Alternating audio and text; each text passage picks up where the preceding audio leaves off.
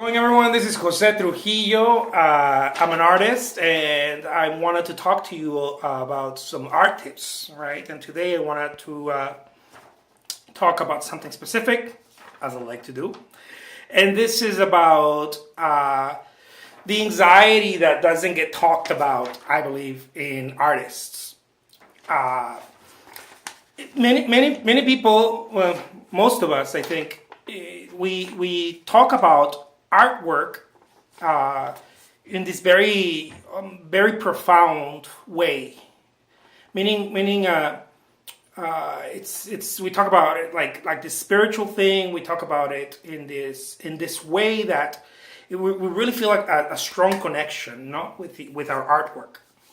And I believe that is part of the anxiety that many artists suffer from.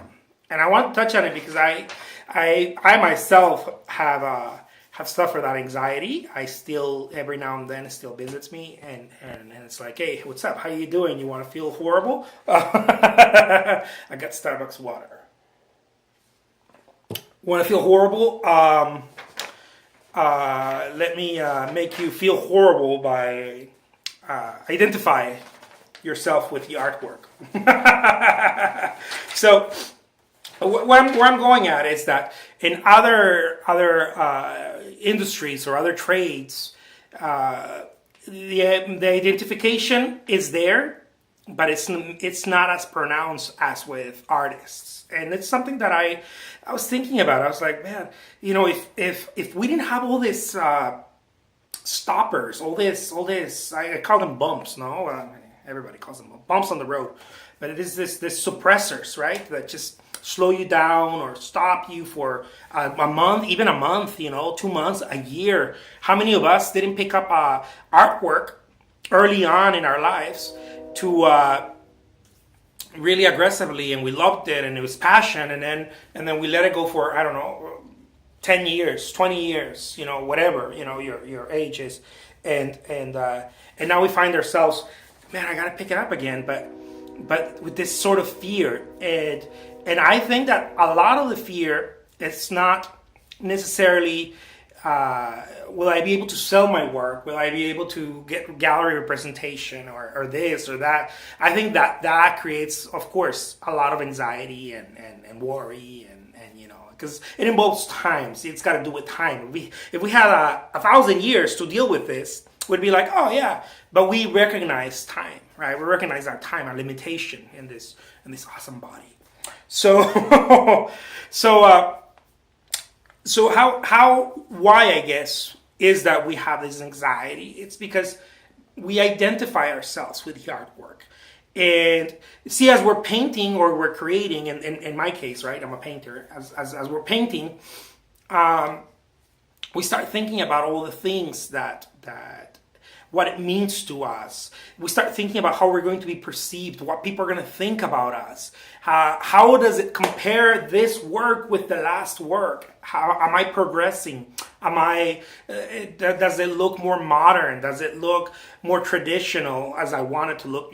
Maybe you're a classical painter and you want it to look traditional, and you want to use the right browns and the right, grays. And if you're a impressionist or whatever, more loose type of painting, you want to make sure that the color represents perfectly and that the essence and you capture the moment, and we're like, yes, yes, yes, yes. But all of this, as beautiful as it is, as romantic as it is, and I want to keep this video short, okay? I'm gonna end it very soon. It's really a lot of baggage and very sad shit we carry around. And we don't really, maybe we don't, I don't know if other people talk about it, but I don't hear it much. I don't hear it at all, as a fact. People don't talk about this kind of stuff, this anxiety that occurs. We go into the studio and we start thinking about all this, how we're going to be perceived and all this stuff. And I want to take this moment to say, you know what? Don't think about that stuff. Do yourself a favor. Let that stuff go. And I know it's easier said than done, but it's a practice until you get sufficient if this is your cup of tea, right? Until you get sufficient strength to make a decision to change and create artwork and not carry this anxiety around as to what size should I paint? Should it be small? Should it be large? Should I do prints? Should I not do prints? Should I draw? This stuff has tormented me. I initially was going to call this things that make artists suffer. And it's not galleries, right? It's ourselves, It's ourselves. It's our mental attitude towards the thing. And this stuff used to, like I mentioned right now, used to torment me so much. Now it's smaller and smaller and smaller. But I've noticed that the only reason it is or the main reason, maybe not the only, it's not that totalitarian, but maybe the main reason, the main cake, the one that takes the cake, it's fear.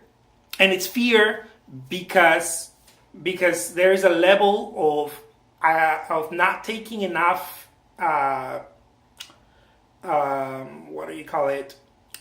Action, not taking enough commitment. It's not action, it's commitment. You have to commit first and then action follows, right?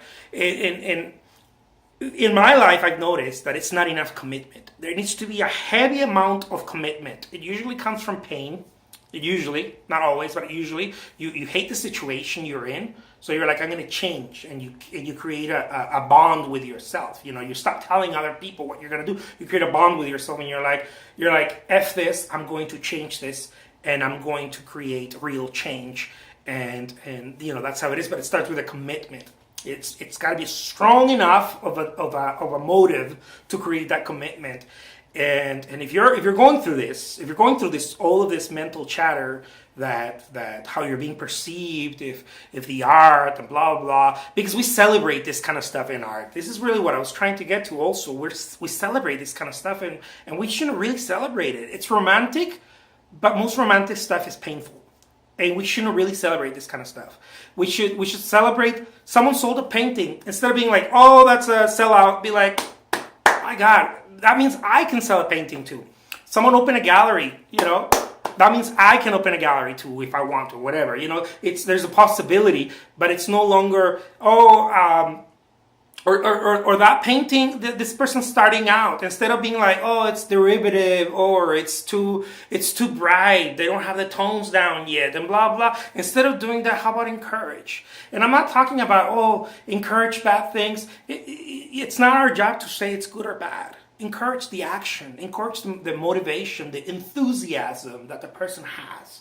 Because really that's where the gold is. The gold is not in did you paint well? Like I always say, whatever the hell that means.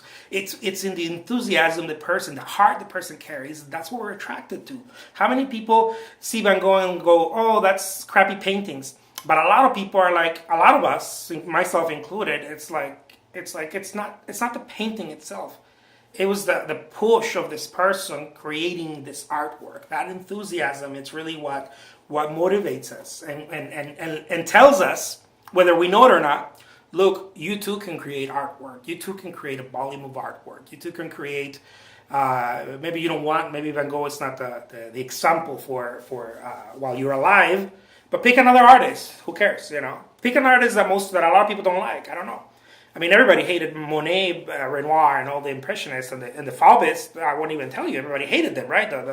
The guys after them. So, anyways, that's not important. What's important is that we take charge. We take charge of our action, and we do that by creating a commitment to ourselves that we're not going to carry all these stigmas that they just suppress our career. And maybe it's not a career, maybe it's a journey, it's a life, it's a spiritual thing for you, but still you don't want these suppressors. I don't want them. I don't know if you do. I hope not. Take care. Thank you so much for watching. The name is Jose Trujillo. I am the world's greatest living artist. Bye-bye.